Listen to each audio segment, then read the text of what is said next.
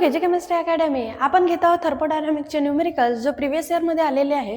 त्यांच्यापैकी बघा, calculate standard enthalpy of the reaction, म्हणजे तुम्हाला कॅल्क्युलेट करायची आहे standard enthalpy of the reaction. आणि एक तुम्हाला रिॲक्शन दिली आहे आणि त्याच्यानंतर अजून तुम्हाला 2 रिॲक्शन दिली आहे.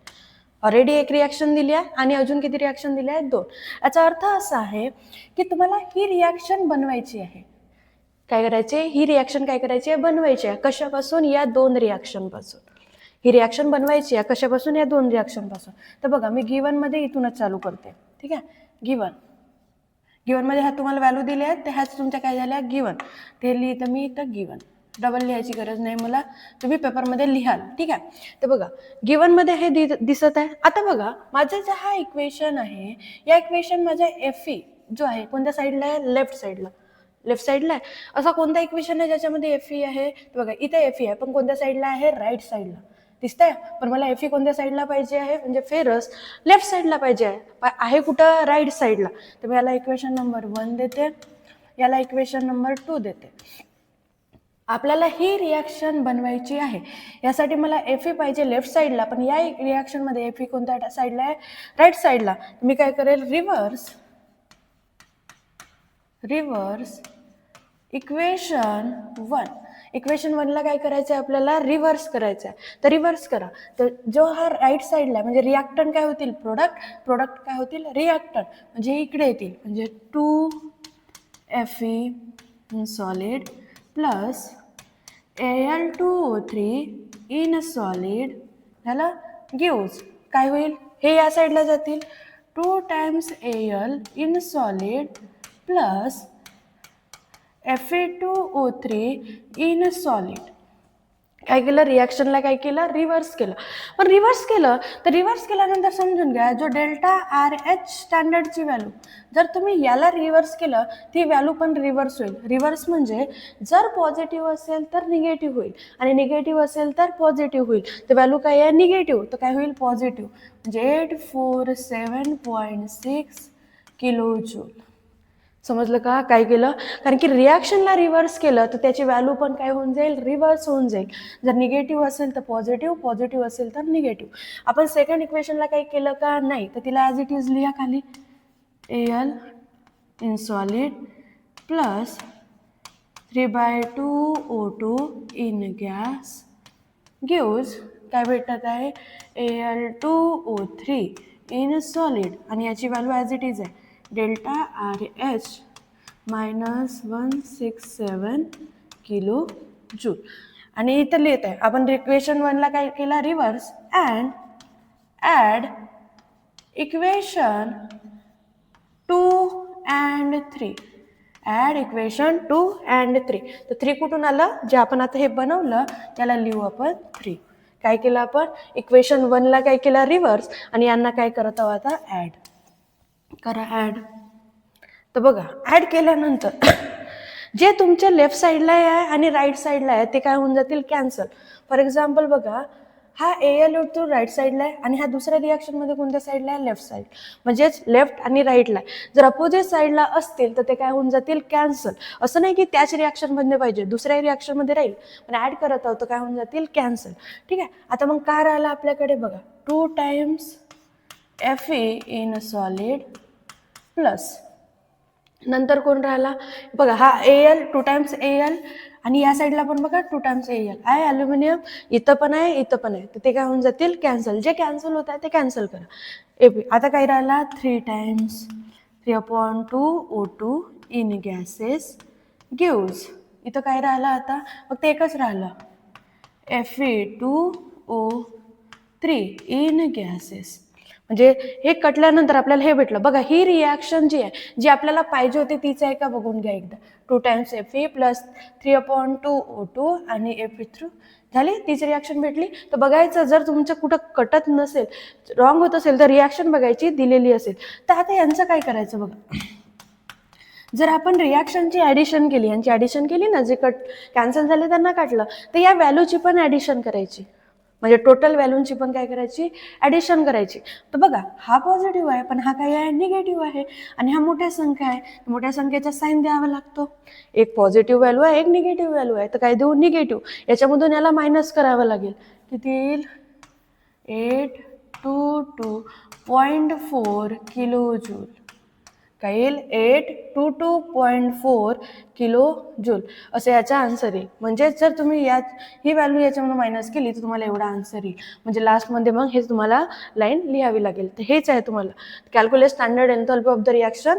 तर कॅल्क्युलेट ही the value of standard enthalpy of the reaction is करून ही व्हॅल्यू अशा प्रकारे हे तुम्हाला लिहायचं होतं. नंतरचं बघा, calculate standard enthalpy of the reaction हा जुलै 2023 आणि 2024ला पण विचारलेला क्वेश्चन आहे. तर बघा याच्यामध्ये पण आपण पहिले डायरेक्ट काय लिहिते, मी इथं गिवन लिहिते. ठीक आहे, डायरेक्ट काय लिहिते? गिवन. कारण की तुम्हाला गिवन लिहावे लागतील ज्या व्हॅल्यू दिलेल्या आहेत. बघा आता आपल्याला calculate the standard enthalpy of the reaction, एक रिॲक्शन दिलेली आहे. आता आपल्याला तसं बनवायची आहे आता रिॲक्शन, आणि ह्या 3 काय आहेत आपल्या रिॲक्शन. त्याला देऊ आपण इक्वेशन नंबर 1, इक्वेशन नंबर 2 आणि इक्वेशन नंबर 3. झालं, आपण दिलं इक्वेशन नंबर 1, 2 अँड 3. चला बघून घ्या. आता आपल्याला SiO2 लेफ्ट साईडला पाहिजे. अशी कोणती रिॲक्शन आहे ज्याच्यात SiO2 आहे? बघा इथं आहे SiO2, पण कोणत्या साईडला आहे? राईट साईडला. म्हणजे मला इक्वेशन 1ला काय करावे लागेल? रिव्हर्स. इथं लिहिता मी रिव्हर्स इक्वेशन 1. इक्वेशन 1ला काय करायचं आहे? रिव्हर्स करायचं आहे. अजून कोणाला काही करायचं आहे का आपल्याला? नाही, आय थिंक नाहीच करायचं आहे. चला रिव्हर्स करा. तर हा जो आहे या साईडला जाईल, म्हणजेच SiO2 in gases in solid gives काय देईल? हा Si इन सॉलिड म्हणजे सिलिकॉन, नंतर O2 इन गॅस. जर रिॲक्शन रिव्हर्स केले तर व्हॅल्यू पण काय होऊन जाईल? रिव्हर्स. म्हणजे delta H standard is equal to minus आहे ते काय होऊन जाईल? Plus 91 kilo joule. काय म्हणजे 91 किलो जूल. युनिट जो दिलेला राहील तोच दिलेला राहील. बाकीचे जे आहेत आपल्याला बाकीचे CO या साईडलाच पाहिजे. बघा CO राईट साईडलाच पाहिजे, CO राईट साईडलाच आहे. नंतर सिलिकॉन कार्बोनेट म्हणजे सिलिकॉन S म्हणजे आपल्याला पाहिजे कोणत्या साईडला? राईट साईडला. तर कोणत्या साईडला आहे? राईट साईडलाच आहे. तर काय करायची गरज आहे का? नाही. तर मग मी डायरेक्ट लिहिते, याला इक्वेशन नंबर 4 देऊन देऊ आपण. And adding equation 2, 3 and 4 direct लिहित आहे. काय करतं? पहिले इक्वेशन 1ला रिव्हर्स केलं, बाकी बघून घ्याल जो मला पाहिजे तो बरोबर आहे का. मग आता कार्बन माझ्या राईट साईड लेफ्ट साईडलाच पाहिजे तर लेफ्ट साईडलाच आहे. या रिॲक्शन सोबत कम्पेअर करायचा जी दिलेली आहे. ठीक आहे, तर आता यांना काय करायचं आहे आपल्याला? ॲड. तर बाकीचं ॲज इट इज लिहा. 2 times carbon in graphite plus O2 in gases gives CO in gases. आपण या रिॲक्शनला काही करत नाही आहोत, व्हॅल्यू ॲज इट इज राहील. -221 किलो जूल. नंतरची silicon in gases plus carbon in graphite gives silicon S in solid. याची व्हॅल्यू आहे delta RH standard of -65.3 kilo joule. चला आता यांना काय करायचं आहे आपल्याला? ॲड. चला प्रत्येकाला ॲड करू आपण. कोशिश करते मी एका याच्यामध्येच आली पाहिजे. चला ॲड करा. आता बघा जो कॅन्सल होत आहे तो कॅन्सल करा. कोण कॅन्सल होत आहे का ते बघून घ्या. मला रिॲक्शन बघा, रिॲक्शन देते आहे तिथं ऑक्सिजन आहेच नाही, म्हणजे माझा ऑक्सिजन कॅन्सल होईल हे समजते. बघा या साईडला एक ऑक्सिजन आहे, या साईडला एक ऑक्सिजन आहे, इथे एक ऑक्सिजन आहे, इथे एक ऑक्सिजन आहे. झाला कॅन्सल. बघा ॲरोच्या या साईडला आणि ॲरोच्या त्या साईडला असेल तर कॅन्सल होतो. बघा इथे पण सिलिकॉन आहे, इथे पण सिलिकॉन आहे. दोघे सिलिकॉन काय होऊन जातील? कॅन्सल होऊन जातील. झालं. आता काय राहिलं बघा, हा एक राहिला SiO2 इन सॉलिड.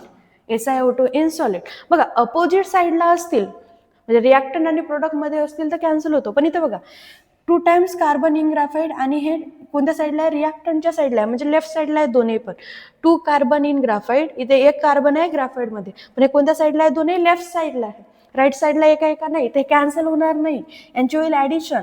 2 कार्बन आणि 1 कार्बन, टोटल किती कार्बन होतील? 3 carbon in graphite. 3 carbon in graphite. जे जर लेफ्ट आणि साईड म्हणजे रिॲक्टंट आणि प्रोडक्टला असतील तर कॅन्सल होतील. पण इथं बघा, हा कार्बन आपला हा जो कार्बन आहे आणि हा कार्बन दोन्ही काय रिॲक्टंटमध्ये आहे, म्हणजे लेफ्ट साईडला आहे. दोघांची ॲडिशन करा, ॲरोच्या त्या साईडला नाही आहे तो, म्हणजे 2 कार्बन आणि 1 कार्बन किती होतील? 3 कार्बन. चला, नंतर काय राहील? सिलिकॉन ॲस सॉलिड आणि नंतर आहे 2 टाइम्स CO इन गॅस. तर बघून घ्या, जी आपल्याला रिॲक्शन पाहिजे होती ती रिॲक्शन मिळाली का? हो, मिळाली, म्हणजे बरोबर आहे. जर नाही मिळत असेल म्हणजे कुठंतरी चुकत आहे. चला, नंतर आता यांची पण काय करायची? व्हॅल्यू ॲड करायची. यांची पण व्हॅल्यू काय करायची? ॲड. आता बघा, हे 2 मायनसमध्ये आहे आणि हा काय आहे? प्लसमध्ये. म्हणजे इन जनरल या दोघांची पहिले -2 2 1 आणि हे किती आहे? 65.3. यांची ॲडिशन करा, किती होऊन जातील? 3 पण इथंच आहे ना. चला, किती येतील? 6 8 2 मायनस. आता याच्यामधून 9 1 1 हे काय कराल? मायनस किती? 286.3 0 किती येतील? 7. अच्छा 1. 11मधून 7 गेले, किती राहतील? 4. अजून हातच्या आला 1. 11मधून 9 गेले, किती राहिले? 2. हातच्या आला 1. 6. म्हणजे आन्सर येईल 624 किलो जूल. किती आन्सर आला? 624.7. एक मिनिट, आन्सर येईल आपला 624.7 किलो जूल. कसं केलं बघा, मायनस मायनस होतं तर मायनस मायनसची ॲडिशन केली पहिले, म्हणून सेपरेट मायनस मायनस लिहिली, ही व्हॅल्यू आली. आणि या व्हॅल्यूमधून म्हणजे आता ही मायनस आली आणि हा व्हॅल्यू काय आहे? प्लस. तुम्ही एक साथ पण करू शकता ॲडिशन, एका खाली ॲडच करायचं, पण प्रॉब्लेम होऊन जाईल. कसं? कारण की हे मायनस मायनस आहे आणि हे प्लस आहे, त्यांचे सबस्ट्रॅक्शन करावं लागेल खूप मोठं. त्याच्यामुळे पहिले यांना काय केलं? मी सॉल्व केलं, यांची ॲडिशन केली, एवढं आलं. आणि या व्हॅल्यूमधून ही व्हॅल्यू आणि ही व्हॅल्यू मायनसमध्ये, आता काय केली? सबस्ट्रॅक्ट, तर मला आला एवढा आन्सर आला. अशा प्रकारे हा न्यूमेरिकल तुम्हाला सॉल्व करायचं होतं. हे खूप इम्पॉर्टंट आहे, असं खूपदा विचारलेलं आहे तुम्हाला पेपरमध्ये, आणि हे अशाच प्रकारे सॉल्व करायचं होतं आणि हे तुम्हाला लक्षात ठेवायचं आहे.